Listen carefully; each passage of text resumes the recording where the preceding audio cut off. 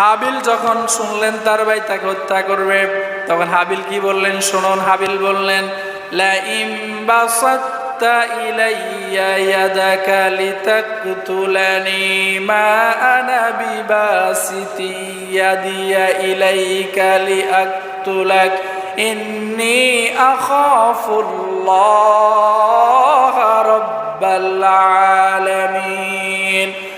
হাবিল বললেন, ও আমার প্রিয় ভাই, তুমি যদি আমাকে হত্যা করার জন্য তোমার হাত কি উঠাও, অথবা আমাকে হত্যা করার জন্য তুমি চক্রান্ত করো, গোপনে কৌশল করো, বুদ্ধি করো, আমি কখনো তোমাকে হত্যা করার জন্য আমার হাত তোমার দিকে উঠাবো না। সুবহানাল্লাহ বলেন।